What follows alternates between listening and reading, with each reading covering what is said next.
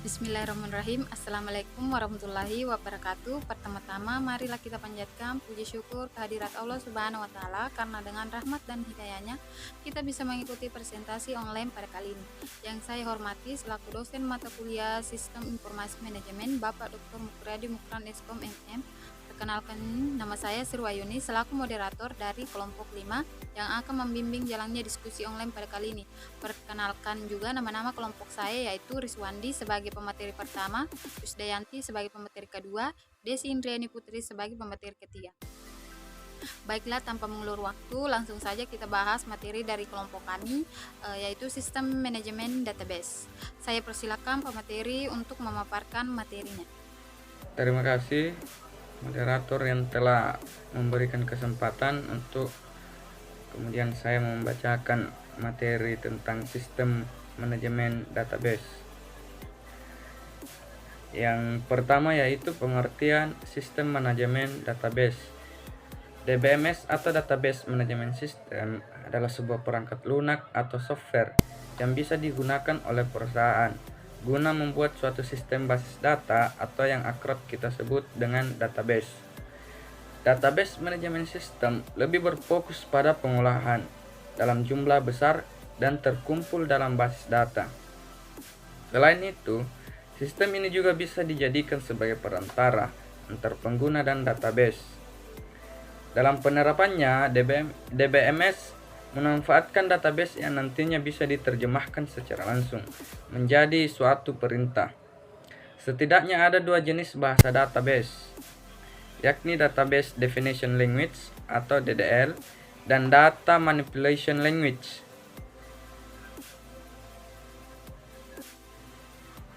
Selanjutnya yaitu jenis Database Management System. Yang pertama, hierarchical jenis Database Management System.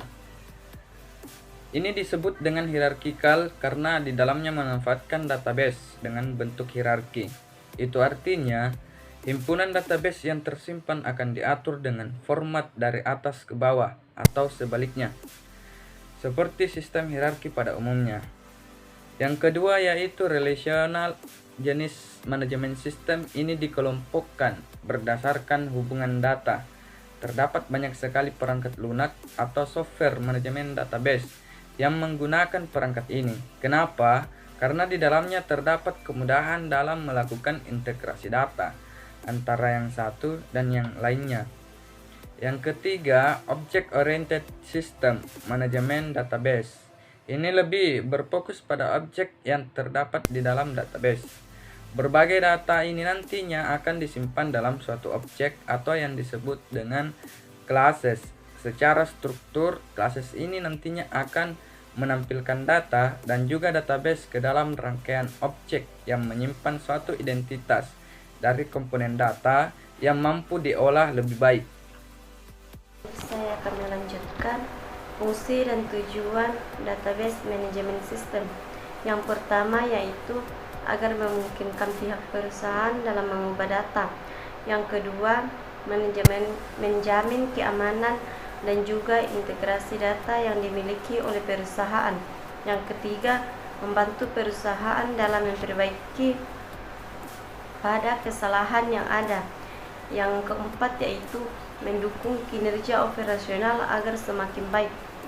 Sedangkan tujuan dari pemanfaatan database sistem manajemen yaitu agar membantu dan mempercepat aksesibilitas data perusahaan, menghemat lebih banyak ruang penyimpanan data, serta mengelola data yang lebih banyak.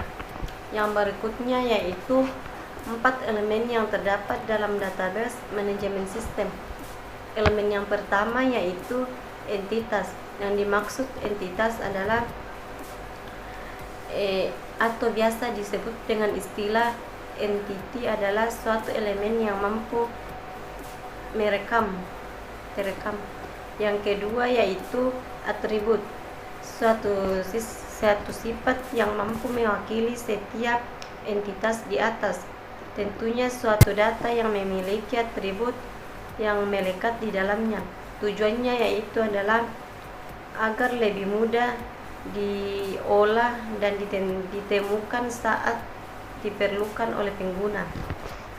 Yang ketiga yaitu file. Yang dimaksud file adalah sebagai elemen yang menjadi representasi atau suatu atribut. File akan mencerminkan suatu data yang dilengkapi dengan karakter khusus seperti nama dan karakter lainnya. Yang keempat yaitu karakter adalah bagian yang paling kecil dalam suatu data yang biasa berbentuk number atau berbagai huruf lainnya yang memiliki karakter tertentu. Kumpulan karakter ini akan membentuk suatu item atau suatu data. Yang terakhir ada komponen database management system. Yang pertama ada file manager. File manager terdiri dari susunan data dalam database. Nantinya file manager akan mengelola susunan data yang ada di dalam penyimpanan dengan fokus pada struktur data yang digunakan agar mampu menampilkan informasi yang mampu mewakilkan. Yang kedua ada database manager. Database manager akan secara khusus mengatur bagaimana database mampu bekerja dengan baik. Komponen ini mampu menyediakan interaksi antar muka atau interface data dengan berbagai data lain. Setiap database tersebut nantinya akan bekerja dengan program aplikasi di dalam suatu sistem yang menggunakan query. Yang terakhir ada query processor. Query adalah bentuk pertanyaan khusus atau informasi dari suatu database yang tercatat dalam suatu format tertentu. Dengan adanya query processor ini, nantinya data akan bisa diterjemahkan dalam suatu elemen, sehingga bisa diproses oleh database manager. Baik, mungkin itu saja dari saya kembalikan kepada moderator. Itulah tadi pemaparan materi dari kelompok kami, kelompok 5. Baik, jika ada pertanyaan silakan komen di kolom komentar di bawah. Lebih dan kurangnya mohon dimaafkan. Billahi fisabilil haq, fastabiqul khairat. Wassalamualaikum warahmatullahi wabarakatuh. Terima kasih.